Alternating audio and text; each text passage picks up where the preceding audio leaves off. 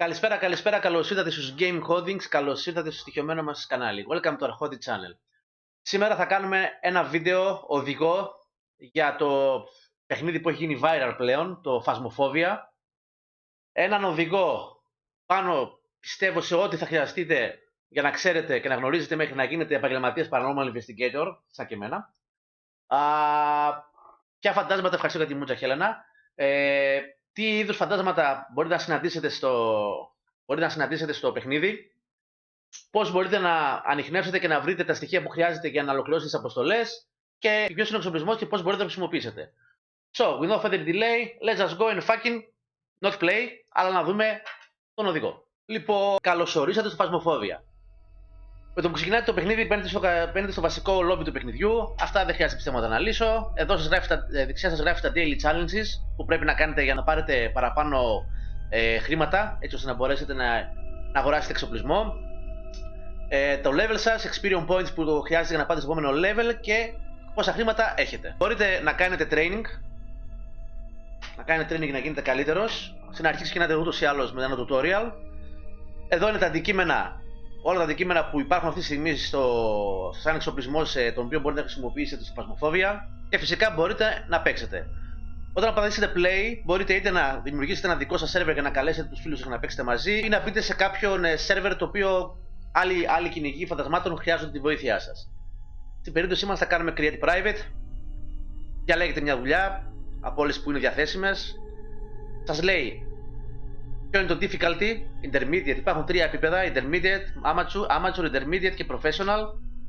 Σας λέει ποιο είναι το recommended size από investigators για τη συγκεκριμένη αποστολή, ποια είναι τα recommended items τα οποία θα χρειαστείτε και πόσο μεγάλο είναι το μέγεθος του χάρτη της αποστολής.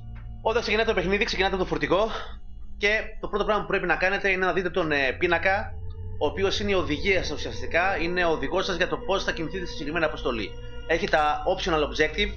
Objective 1 είναι discover what type of ghost we are dealing with, που είναι το βασικό σας. Capture a photo of dirty water in a sink. Capture a photo of the ghost. Detect the ghost presence with a motion sensor. Σας λέει το όνομα του κάθε φαντασμάτος στο Steven Taylor, το οποίο μπορείτε να το χρειαστείτε σε περίπτωση που το φάντασμα δεν σας δίνει στοιχεία και δεν μπορείτε να διαπιστώσετε με τι έχετε να κάνετε. Οπότε, αν αρχίσετε και λέτε το όνομά του, θα αναγκάσει το πνεύμα να δώσει κάποια στοιχεία, γιατί το εξαγριώνεται ουσιαστικά. Και το βασικότερο απ' όλα είναι να δείτε αν το ghost που έχετε να αντιμετωπίσετε κάνει respawn σε όλους ή αν είστε μόνοι. Εδώ γράφει ότι respawn to people who are alone, δηλαδή που σημαίνει ότι καλύτερες πιθανότητες να μαζέψετε στοιχεία για το φάντασμα πρέπει να υπάρχει κάποιο άτομο μόνο του.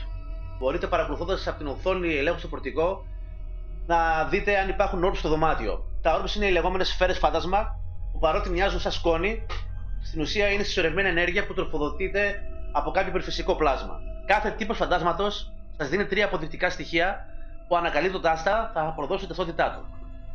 Οπότε θα χρειαστείτε όλα τα εργαλεία που έχετε στη διάθεσή σας για να περιορίσετε την αναζήτησή σας και να γλιτώσετε πολύτιμο χρόνο πριν το φάντασμα ξεγριωθεί και φυσικά σας στοιχειώσει. Δώστε ιδιαίτερη προσοχή σε ποια είδη στοιχείων θα δείξει κάθε φάντασμα, καθώς και στα δυνατά σημεία αλλά και στις δυναμίες του κάθε ενός από αυτό, έτσι ώστε να σας οδηγήσουν στη σωστή κατεύθυνση και να βγάλετε ένα πόρισμα για τον τύπο του φαντάσματος που έχετε να κάνετε, ακόμα και αν δεν μπορείτε να συγκεντρώσετε όλα τα στοιχεία που χρειάζεστε. Αυτός είναι ένας από τους βασικούς λόγους ύπαρξης του συγκεκριμένου guide, όπου θα αναφέρουμε κάθε είδους φαντάσματος στο Phasmophobia. Πριν ξεκινήσουμε, αξίζει να σημειωθεί ότι ένα παραφυσικό φαινόμενο δεν περιορίζεται σε ένα μόνο τύπο φαντάσματος. Σημαίνει ότι όλα τα φαντάσματα μπορούν να δώσουν παρόμοια στοιχεία, όπως να κάνουν τους νεροχύτες βρώμικους, ή να έχουν freezing temperature. Wait a minute. We have freezing temperature. Ή να δώσουν orb. Ωστόσο, ορισμένα φαντάσματα είναι πιο πιθανό να παρουσιάσουν συγκεκριμένες συμπεριφορές έναντι κάποιων άλλων. Όλα τα φαντάσματα μπορούν να ρίξουν αντικείμενα γύρω στο δωμάτιο, αλλά για παράδειγμα, π.χ. το poltergeist είναι ένα από τα πιο επιθετικά φαντάσματα που υπάρχουν γενικότερα στο παιχνίδι. Είναι πιο πιθανό να έχει πιο έντονη δραστηριότητα και να μετακινήσει περισσότερο από ένα αντικείμενο ταυτόχρονα. Επίσης, κανένα μοντέλο φαντάσματος που θα εμφανιστεί στο παιχνίδι δεν συνδέεται αποκλειστικά με ένα τύπο πνεύματος. Που σημαίνει ότι αν δείτε ένα μοντέλο φαντάσματος και στο τέλος ανακαλύψετε ότι είναι π.χ.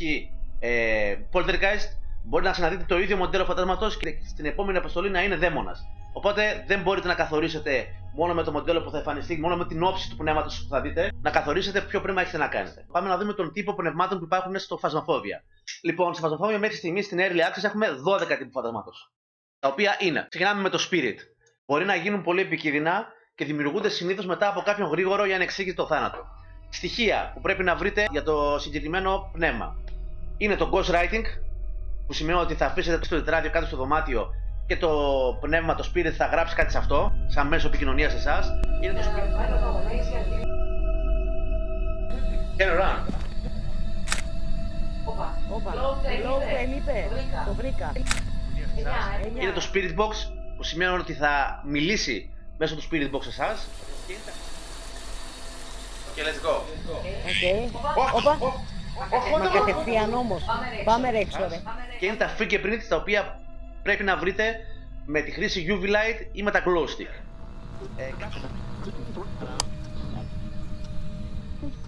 Κάθε πνεύμα έχει δυνάμεις και αδυναμίες.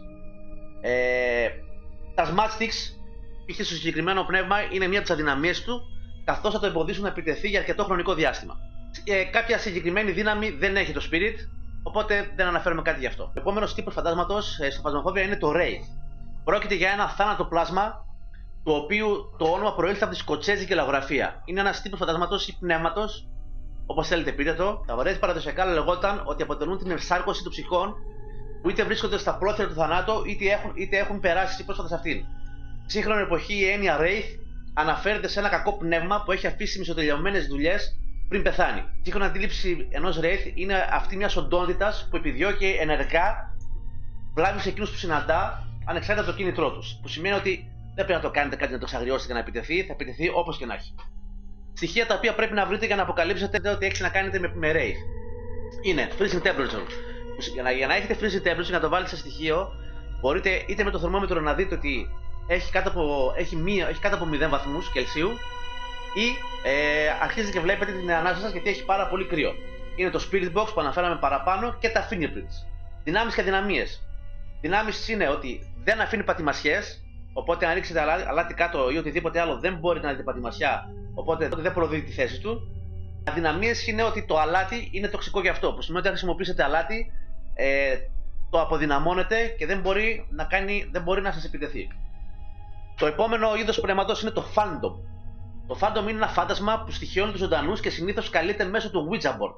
Προκαλεί επίσης φόβο σε εκείνους που βρίσκονται γύρω του. Στοιχεία: Freezing Temperature, EMF Level 5 και Ghost Orb.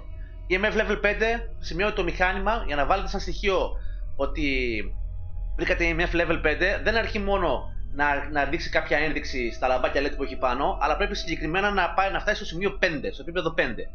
Αν δεν ανάψει το επίπεδο 5, δεν σημαίνει ότι βρήκατε σαν στοιχείο το EMF Level 5, που έχω δει πάρα πολλούς να το κάνουν λάθος και το έχω κάνει και εγώ κάνα 2 φορές από την γρηγοράδα μου να θελήσω να το βάλω στα στοιχείο και να τελειώσω την αποστολή. Πρέπει να πάει στο 5. Και τα Ghost Orb. Τα Ghost Orb, για να εντοπίσεις, πρέπει να βρεις ποιο δωμάτιο είναι το πιο ενεργό σε δραστηριότητα, που συνήθως είναι το δωμάτιο το οποίο στοιχειώνει το φάντασμα. Να βάλετε τις βιντεοκάμερές σας, είτε με τρίποδα είτε όχι, να γυρίσετε πίσω στο van. Ένα μέλος της ομάδας, αν είστε πολλά, να γυρίσει πίσω στο van και να δει από την βιντεοκάμερα αν καταφέρει να εντοπίσει αυτές τις Ghost Orbs που είπαμε, που είναι πηγή ενέργειας συσσωρευμένες σε μικρή μορφή. Τότε βάζετε ότι έχετε βρει στοιχείο Ghost Orb. Δυνάμεις και αδυναμίες. Δυνάμεις. Ρίχνει το επίπεδο sanity του παίκτη σαν τρελό. Η sanity ουσιαστικά είναι η λογική του παίκτη.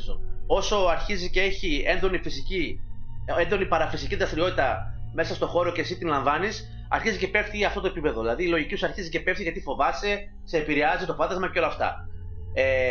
Υπόψη είναι ότι άμα πέσει πάρα πολύ το sanity, είναι το πιθανότερο είναι ότι το φάντασμα στην επόμενη επίθεση θα πάει σε σένα.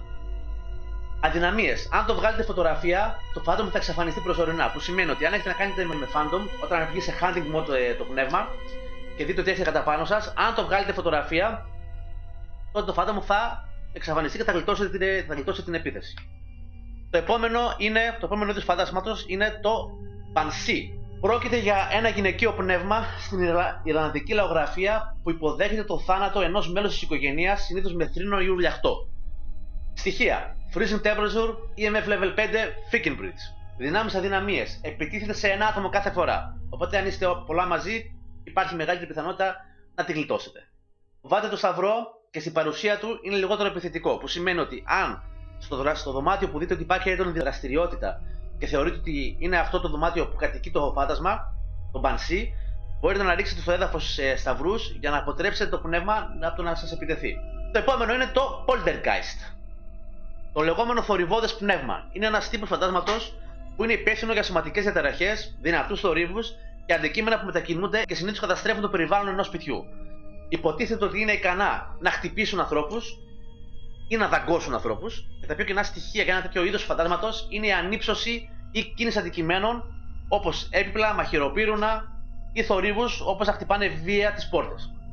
Το Poltergeist προέρχεται από τη γερμανική γλώσσα και στοιχεία γι' αυτό είναι το Spirit Box, Ghost Orb, Fingerprints, δυνάμεις αδυναμίες. Μετακινεί και πετάει πολλά αντικείμενα ταυτόχρονα, οπότε αν πάτε σε ένα σπίτι, σε ένα δωμάτιο κατά την αποστολή σας και δείτε ότι ταυτόχρονα έχουν αρχίσει να πέφτουν φωτήρια ή πετάει τετράδια ή πετάει πολλά αντικείμενα, μετακινεί πολλά αντικείμενα, μια πολύ καλή ένδειξη για να καταλάβετε χωρίς να βρείτε στοιχεία ότι προφανώς έχετε να κάνετε με Poltergeist. Η μόνη του αδυναμία είναι ότι δεν μπορεί να αντιδράσει σε ένα άλλο δωμάτιο. Τώρα θα μου πείτε πώς μπορώ να το χρησιμοποιήσω εγώ αυτό. Αν βγει στο hall και μπορέσετε, π.χ. δεν έχει ούτε πίνακες, δεν έχει τίποτα. Αν βγει στο hall και μπορέσετε να το φυλακίσετε με σταυρούς ή με κάποιο τρόπο, δεν μπορεί ουσιαστικά να πετάξει κάτι και δεν μπορεί να αντιλήσει δύναμη. Πάμε στο επόμενο τύπο φαντάσματος. Είναι το Jinn. Τα Jinn ή Jinn είναι υπερφυσικά πράγματα στην πρώιμη προϊσλαμική, αραβική και αργότερα ισλαμική μυθολογία και θεολογία. Στοιχεία: EMF level 5, Spirit Box και Ghost Orb. Δυνάμεις αδυναμίες. Ταξιδεύει με απίστευτη ταχύτητα με αποτέλεσμα να μπορείς πολύ δύσκολα να του ξεφύγεις και να μπορέσει πάρα πολύ δύσκολα να βρεις που είναι. Διότι δεν μένει σταθερό σε ένα δωμάτιο όπως τα περισσότερα φαντάσματα, προστατεύει πάρα πολύ κατά την περιοχή του, που σημαίνει ότι αν αισθανθεί ότι μπαίνει στην περιοχή του όπως κάνει ο σκύλος, θα προσπαθήσει να μαρκάρει την περιοχή του κυνηγώντας σένα ή να σου επιτεθεί. Και μπορεί να ταξιδεύει σε όλο το σπίτι, οπότε είναι δύσκολο να το εντοπίσεις. Η μόνη και συνήθως άμα μπει σε hunting mode και σε κυνηγήσει και έχει λοκάρει σε σένα, είναι σχεδόν απίθανο να το ξεφύγεις. Η μόνη αδυναμία που έχει είναι ότι κατεβάζοντας το κεντρικό διακόπτη ρεύματος θα αποτρέψει το Jinn να χρησιμοποιήσει την παραπάνω διότητα που αναφέραμε, δηλαδή δεν μπορεί να ταξιδέψει γρήγορα. Το επόμενο είναι το Mare. Το Mare είναι η πηγή για όλους τους εφιάλτες μας. Είναι πιο ισχυρά, κυρίως στο σκοτάδι. Πρόκειται για μια κακόβουλη οντότητα βγαλμένη από τη γερμανική και σλαβική λαογραφία που κάθεται στα στήθη των ανθρώπων ενώ κοιμούνται, προκαλώντας τους άσχημα όνειρα. Είναι η λεγόμενη μόρα σε εμάς. Στοιχεία: Freezing Temperature, Spirit Box, Ghost Orb. Δυνάμεις αδυναμίες. Δυνάμεις είναι: αυξάνουν την πιθανότητα να επιτεθεί στο σκοτάδι. Οπότε, αν θεωρήσετε ότι έχετε να κάνετε με Mare, ανάψτε φώτα. Και φυσικά η αδυναμία αυτό που λέω ότι αν ανάψετε τα φώτα, μειώνουν την πιθανότητα της επίθεσης. Πάμε στο επόμενο τύπο φαντάσματος. Είναι τα Revenant. Όπως ο Chris Walker στο Outlast, το Revenant είναι ένα βίαιο φάντασμα το οποίο πιστεύετε ότι έχει επιστρέψει τους νεκρούς με μόνο σκοπό να στοιχιώνει τους ζωντανούς. Μπορεί να επιτεθεί στους πάντες χωρίς λόγο και αιτία. Τα Revenants είναι μέρος θρύλου διαφόρων πολιτισμών, συμπεριλαμβανόμενης της παλιάς Ιρλανδικής, Κελτικής και Σκανδιναβικής μυθολογίας. Και έχει πάρει μέγεθος, έχει γίνει urban legend από ιστορίες που τεκμηριώθηκαν από αγγλικούς ιστορικούς στο Μεσαίωνα. Στοιχεία: EMF level 5, Ghost Riding, Fingerprints. Δυνάμεις αδυναμίες. Επίσης το Revenant ταξιδεύει με απίστευτη ταχύτητα όταν βρίσκεται σε κατάσταση επίθεσης όμως. Η μόνη αδυναμία είναι ότι αν κρυφτείς από το Revenant, μειώνεται δραστικά πιθανότητα να σε εντοπίσει. Όταν λέμε να κρυφτείς, σημαίνει ότι όταν ακούς καταρχήν όταν κάποιο φάντασμα μπαίνει σε hunting mode, το activity ανεβαίνει στο 10. Το activity αυτό μπορεί να σε ενημερώσει κάποιος που μένει στο φορτηγό. Συνήθως κλειδώνει η πόρτα και δεν μπορείς να φύγεις, οπότε είναι μια πολύ καλή ένδειξη ότι το φάντασμα αρχίζει και σε κυνηγάει. Σε εκείνη την περίπτωση, το καλύτερο που έχεις να κάνεις είναι να κρυφτείς σε ντουλάπα, να κρυφτείς σε ένα δωμάτιο, να κλείσεις φακούς, να κλείσεις τα πάντα, να μην μιλάς, γιατί το φάντασμα σε ακούει, και να κάνεις προσευχή για να μην σε πιάσει. Το επόμενο φάντασμα είναι το Shade. Στη λογοτεχνία και την πίεση, μια σκιά, Shade, είναι το πνεύμα ή το φάντασμα ενός νεκρού ατόμου που κατοικεί στο κάτω κόσμο. Ένας υπόκοσμος όπου οι νεκροί ζουν σε σκιές είναι κάτι το οποίο συναντάμε στην αρχαία Ανατολή στα βιβλικά εβραϊκά βιβλία που εκφράζονται με τον όρο Zalmaveth, Death Shadow ή Shadow of the Death. Στοιχεία: EMF level 5, Ghost Writing, Ghost Orb. Δυνάμεις αδυναμίες. Δυνάμεις είναι τροπαλό, οπότε είναι δύσκολο να εντοπιστεί. Που σημαίνει ότι αν δείτε ότι σε μια αποστολή δεν έχετε λάβει κανένα στοιχείο και το φάντασμα δεν ανταποκρίνεται, καλύτερη στρατηγική για να μπορέσει να αποσπάσει τις πληροφορίες είναι να πάει ένα άτομο και να κάνει ερωτήσεις. Οι αδυναμίες του δεν θα επιτεθεί όσο βρίσκονται πάνω από ένα άτομο στο σπίτι ή στο δωμάτιο. Που σημαίνει ότι αν δείτε ότι το φάντασμα δεν είναι active, δεν ανταποκρίνεται, δεν δίνει στοιχεία, κατά μεγάλη πιθανότητα, κατά πάσα πιθανότητα έχει να κάνετε με Shade. Οπότε ο κλήρος πέφτει στο γενναίο να μπει μέσα και να προσπαθήσει να το ξετρυπώσει. Το επόμενο φάντασμα είναι Demon, τα αγαπημένα μου. Demon, όπως ξέρουμε και από την θρησκεία μας, είναι οι δαίμονες.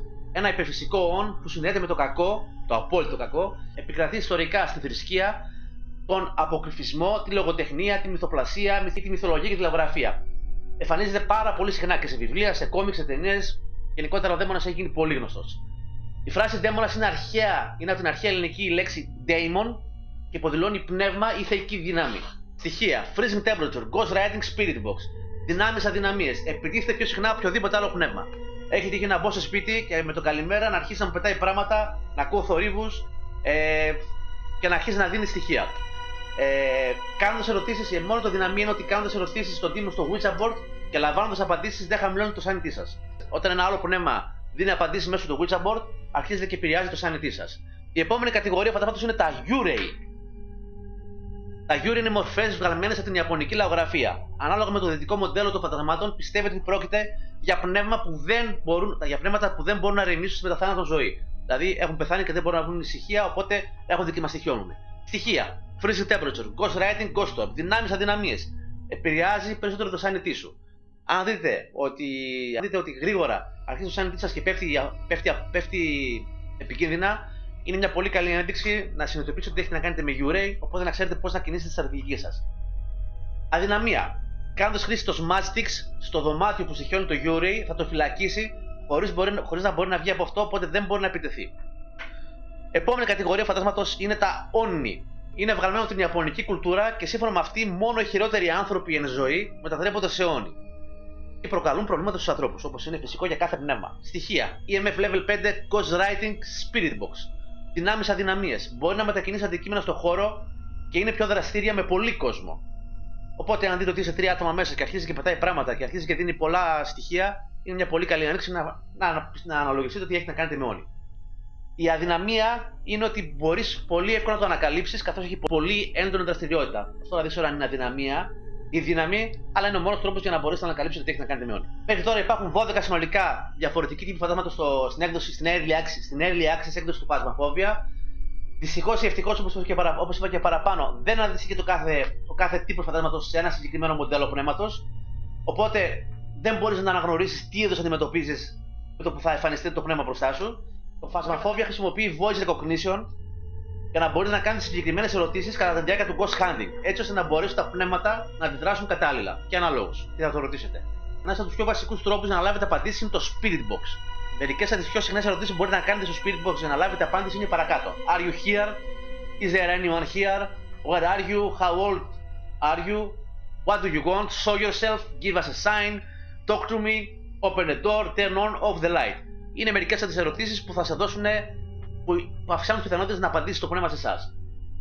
Μπορεί να ρωτήσει ό,τι σου έρθει στο μυαλό, απλά αυτές είναι οι πιο συχνές. Αξίζει να αναφέρουμε ότι δεν έχει ιδιαίτερη σημασία στο τι απάντηση θα λάβετε από το φάντασμα μέσω του Spirit Box, καθώς ό,τι και να απαντήσει μετράει σαν evidence. Οπότε το σημειώνετε στο βιβλίο σας σαν στοιχείο για να μπορέσετε να αποκαλύψετε τι πνεύμα έχετε να κάνετε. Μερικές από τις πιο συχνές απαντήσεις που θα λάβετε είναι Adult, Attack, Away, Behind you, Catch, Close, Die ή το ίδιο σειρός ότι αντιπροσωπεύει Hear, Hate, Kill. Πάμε να δούμε τον εξοπλισμό του Phasmophobia. Ο εξοπλισμός του Phasmophobia. Από εδώ, από το Equipment Store, μπορείτε να αγοράσετε εξοπλισμό για να μπορέσετε να τα προσθέσετε στην αποστολή σας και να βοηθήσουν να γίνει το κυνήγι σας πιο καρποφόρο. Έχουμε το Flashlight. Το Flashlight είναι το βασικό εργαλείο που μπορείς να χρησιμοποιήσεις για να δεις το σκοτάδι. Είναι πηγή φωτός. Έχουμε τα Cane, τα Candle, τα κεριά. Τα κεριά είναι μια άλλη πηγή φωτισμού. Όσο το κρατάτε στο χέρι, δεν πρόκειται ποτέ να σβήσει. Αν το τοποθετήσετε σε κάποιο έπιπλο, κάποια στιγμή μπορεί να σβήσει γιατί θα το σβήσει το φάντασμα. Μπορείτε φυσικά να το ξανανάψετε. Lighter. Δυστυχώς ο αναπτήρας είναι η πιο αδύναμη πηγή φωτός στο παιχνίδι. Που σημαίνει ότι δεν συνιστάται για να το χρησιμοποιήσετε για να έχετε φως. Μπορείτε να χρησιμοποιήσετε flashlight ή καλύτερα τα candle, τα κεριά. Η μόνη του χρήση είναι να ανάβει τα κεριά και τα matchsticks. Για να ανάψετε κεριά ή matchsticks στην μη VR έκδοση, γιατί στη VR το παίρνετε, το ανάβετε και τέλος. Πιέστε το πλήκτρο F όσο έχετε το lighter στο χέρι για να ανάψει και μετά γυρνάτε στους matchsticks και το ανάβετε. Τα Crucifix είναι ο σταυρός, ο γνωστός σε όλους τους χριστιανούς σταυρός. Η κύρια δουλειά του Σταυρού είναι να εμποδίσει τα φαντάσματα να εισέλθουν στη φάση κυνηγιού, το hunting mode.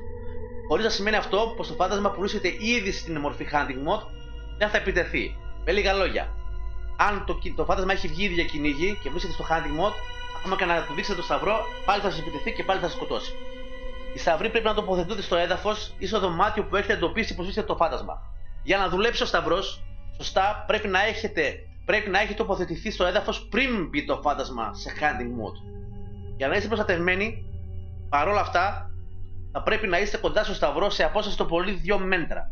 Που σημαίνει ότι αν ρίξετε το Σταυρό κάτω και απομακρυνθείτε πολύ από το Σταυρό, δεν θα σας προστατεύσει. Οπότε το πνεύμα πάλι μπορεί να σας επιτεθεί. Αν εξαφανιστεί ο Σταυρός από εκεί που τον έχετε αφήσει, σημαίνει ότι έχει χρησιμοποιηθεί πάρα πολλές φορές και έχει αποτρέψει το φάντασμα πάρα πολλές φορές από το να μπει σε hunting mode και νομίζω ότι είναι μέχρι 2 φορές. Οπότε το πνεύμα θα επιτεθεί. Που σημαίνει ότι πρέπει να πάτε στο φορτηγό, να πάρετε άλλο Σταυρό και να το ξαναρίξετε πάλι κάτω. Φωτοκάμερα. Η κάμερα, ουσιαστικά, φωτογραφική μηχανή. Με τη χρήση φωτογραφικής μηχανής μπορείτε να αποθανατήσετε ό,τι παραφυσικό γεγονός βρείτε καθ' όλη τη διάρκεια της έρευνάς σας και να κερδίσετε χρήματα. Κάθε κάμερα έχει 5 λήψεις, οπότε χρησιμοποιήστε την σωστά. Κάθε φορά που τραβάτε μια φωτογραφία, μπορείτε να ανατρέξετε στο journal και να δείτε τη φωτογραφία που έχετε βγάλει. Μπορείτε να τραβήσετε φωτογραφία από βρώμικους νεροχύτες, δακτυλικά αποτυπώματα, από το Ouija board όταν είναι ενεργό και σας δίνει απαντήσεις, το τετράδιο στην περίπτωση που έχει γράψει το πνεύμα πάνω, ή ακόμα και το ίδιο πνεύμα όταν κάνει manifest μπροστά σου, όταν εμφανίζεται. Με αυτόν τον τρόπο κερδίζετε περισσότερα χρήματα για να μπορέσετε να αγοράσετε περισσότερο εξοπλισμό. Πολύ σημαντικό. Σε περίπτωση που κάποιος από τους συναδέλφους σας πεθάνει κατά τη διάρκεια της εξερεύνησης, θα πρέπει κάποιος να βγάλει φωτογραφία το πτώμα του για να μπορέσει να πάρει το λεγόμενο insurance και να αγοράσει πάλι τα αντικείμενα που έχει χάσει. Γιατί όταν πεθαίνετε, ό,τι αντικείμενα έχετε προσθέσει στο φορτηγό, τα χάνετε. Εξαιρούνται βέβαια οι αποστολές που είναι σε professional level, όπου αν χάσετε, απλά χάσατε, bye bye τα πάντα και δεν μπορείτε να πάρετε τίποτα. Βιντεοκάμερα. Η βιντεοκάμερα, όπως αναφέραμε και παραπάνω, είναι ο μοναδικός τρόπος για να δείτε τα ghost orb, για να μπορέσετε να ξεχωρίσετε τα ghost orb. Μπορείτε να αγοράσετε κάμερα κεφαλής, head mounted κάμερα, την οποία τη φοράτε, και φυσικά μπορείτε να αγοράσετε και τον τρίποδα για να μπορέσετε να στήσετε καλύτερα και σε καλύτερο ύψος, σε καλύτερη γωνία την κάμερα σε κάποιο δωμάτιο. Συνήθως, για να έχετε καλύτερα αποτελέσματα έβρεσης orbs στο χώρο, καλό είναι να το τοποθετείτε στο δωμάτιο με την περισσότερη παραφυσική δραστηριότητα. Smudge sticks είναι ένα εξαιρετικό είδος άμυνας κατά των φαντασμάτων και μπορείς να τα χρησιμοποιήσεις έως και 4 σε κάθε αποστολή. Αυτά ουσιαστικά εξαγνίζουν για λίγο τα φαντάσματα και για μερικά δευτερόλεπτα τα αποτρέπουν από το να εισέλθουν σε ghost hunting ή να έχουν κάποια έντονη δραστηριότητα. Ανάλογα με το είδος του πνεύματος, ο χρόνος που εξαγνίζει τα πνεύματα και δεν μπορούν να ξαναεπανέλθουν σε hunting mode διαφέρει. Εάν τοποθετηθεί στο δωμάτιο με την περισσότερη δραστηριότητα, μερικά φαντάσματα μπορεί να γράψουν σε αυτό την προσπάθειά τους να επικοινωνήσουν μαζί σας. Μπορείτε να τοποθετήσετε ένα βιβλίο στο ίδιο δωμάτιο μαζί με τη βιντεοκάμερα και να ελέγξετε αν έχει γράψει το φάντασμα κάτι στο βιβλίο από την ασφάλεια του φορτηγού σας. Spirit Box. Μέσον που σας επιτρέπει να μιλήσετε με το φάντασμα. Αν το φάντασμα αποκρίνεται μέσω του Spirit Box, θα έχει τη μορφή μιας μονοτονικής ρομποτικής ανδρικής φωνής. Γενικά αυτό που λέει δεν έχει σημασία. Το γεγονός και μόνο ότι θα λάβετε κάποια απάντηση είναι αρκετό για να το σημειώσετε σε ένα αποδεικτικό στοιχείο. UV Light. Είναι ο υπηριώδες φακός. Λειτουργεί σαν φακός με τη μόνη διαφορά πως εκπέμπει ένα mob φως.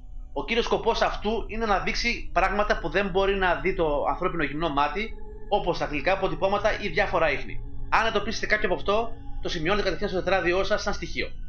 Salt. Αλάτι. Εάν γνωρίζετε το δωμάτιο που βρίσκεται το φάντασμα, μπορείτε να αφήσετε αλάτι στις εισόδους και τα φαντάσματα συνήθως θα αφήσουν κάποιο ίχνος στην προσπάθειά τους να βγουν από αυτό. Στη συνέχεια θα πρέπει με τη χρήση του UV Light ή τα glow sticks να το ανακαλύψετε και να το τραβήξετε φωτογραφία.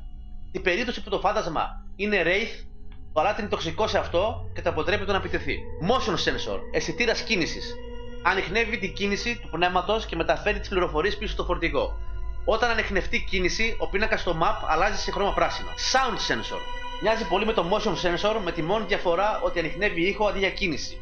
Για να έχετε καλύτερα αποτελέσματα, τοποθετήστε το και προσπαθήστε να μην κάνετε καθόλου θόρυβο για να μπορέσετε έτσι να εντοπίσετε από πού έρχεται ο ήχος και προφανώς από πού είναι το φάντασμα. Εάν εντοπιστεί κάποιος ήχος, θα αναγνωριστεί με ένα όνομα και μια τοποθεσία στο χάρτη που υπάρχει στο πίνακα μέσα στο φορτηγό. Για να γνωρίζετε σε μεγάλες περιοχές από πού ακριβώς ήρθε ο ήχος. Sanity pills.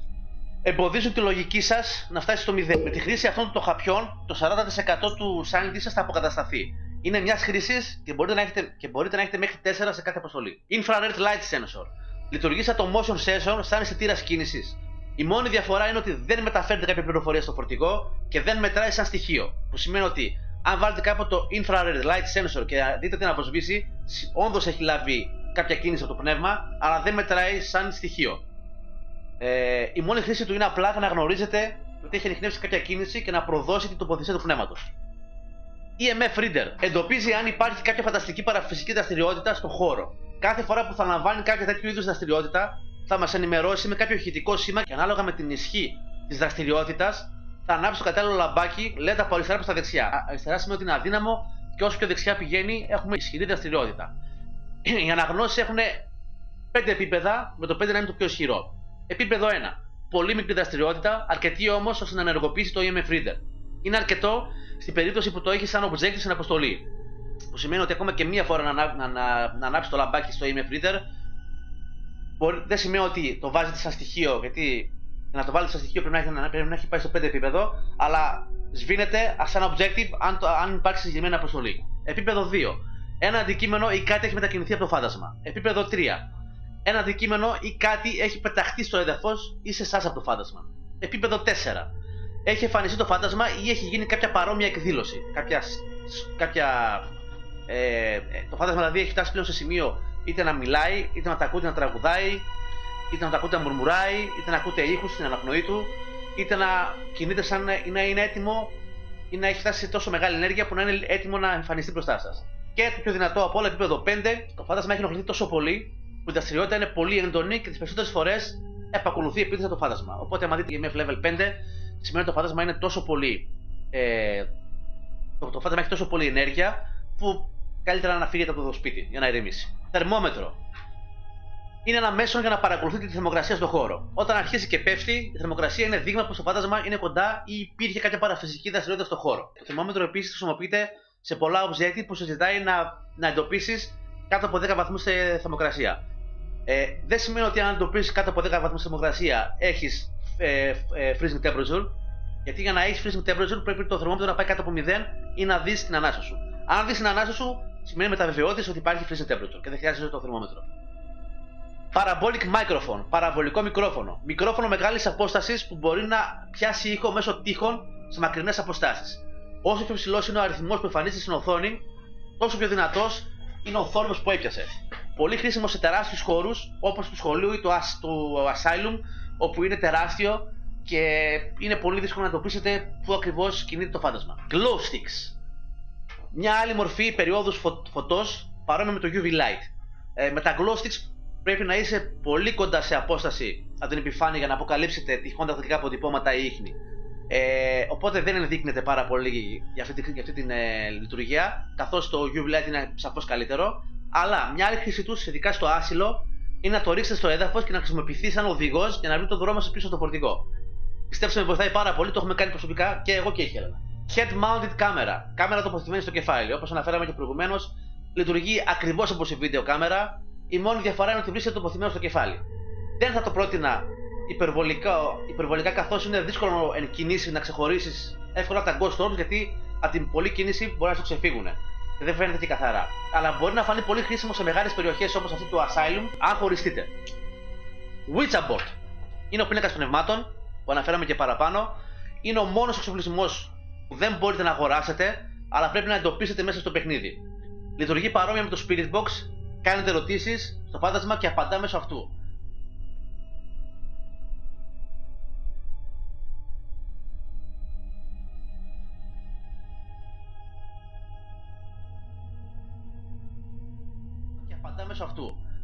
Μερικές από τις πιο συχνές ερωτήσεις που μπορείτε να κάνετε σε αυτό για να λάβετε απαντήσεις είναι: Are you old? Are you young? Are you alone? Are we alone? Are you here? Are you close? Are there any spirits? Did you murder? How old are you? How long have you been here? Και άλλες διάφορες που φαίνονται, και άλλες διάφορες όπως Who are you? Where are you? Who is in this room? Και θα λάβετε κάποιες απαντήσεις από το φάντασμα. Η πιο σημαντική που θέλετε να σας αποκαλύψει το φάντασμα μέσω του Ouija board είναι πού βρίσκεται, σε ποιο δωμάτιο βρίσκεται. Οπότε καλύτερα να το ρωτήσετε Where are you? Οπότε θα σας πει: είμαι στο bedroom, είμαι στο basement, είμαι στο garage για να αποκλείσετε όλες τις άλλες περιοχές και να γλιτώσετε χρόνο. Υπάρχουν τα Voodoo Dolls στο παιχνίδι. Είναι επίσης ένα είδος που δεν μπορείς να αγοράσεις και μπορεί να βρεθεί μόνο στις αποστολές στο Farmhouse. Τα Voodoo Doll δεν χρησιμεύουν πουθενά. Το μόνο που χρησιμεύουν είναι ότι αν τα βγάλετε φωτογραφία κερδίζετε χρήματα. Υπάρχουν κάποιες φήμες που έχω διαβάσει ότι όποιος το παίρνει γίνεται πρωταρχικός στόχος για το φάντασμα να το κυνηγήσει, ή αν το πάρετε κάνει το φάντασμα να εμφανιστεί τη στιγμή που το παίρνετε, και άλλες διάφορες τέτοιες φήμες, τις οποίες εγώ προσωπικά δεν μπορώ να πω ότι έχω επιβεβαιώσει μέχρι τώρα σε όλη τη διάρκεια του παιχνιδιού. Και τέλος υπάρχουν τα Bones, όπου απλά τα παίρνεις αφού τα έχεις βγάλει φωτογραφία για να κερδίσεις έξτρα χρήματα. Και δεν εξυπηρετούσε τίποτα άλλο. Αυτά, παιδιά, είναι όλα για το συγκεκριμένο οδηγό και το συγκεκριμένο οδηγό βίντεο, guide βίντεο. Και πιστεύω είναι ότι θα πρέπει να γνωρίζετε για να μπορέσετε να γίνετε επαγγελματίες παρανόμων επιστημονικών σαν και εμένα, le professionale. Και το μόνο που μπορώ να σας ευχηθώ είναι καλή επιτυχία, γερά νεύρα και καλό κυνήγι. Επίσης, μπορείτε να διαβάσετε το άρθρο στο Best Gaming Site Ever του Jazz Gamer, το οποίο υπάρχει εδώ πέρα, και να διαβάσετε με την ησυχία σας όλα αυτά που είπα με περισσότερες λεπτομέρειες. Ευχαριστώ που με είδατε. Subscribe, like and share. Να έχετε ένα καλό στοιχειωμένο βράδυ. Have a nice night. Bye bye.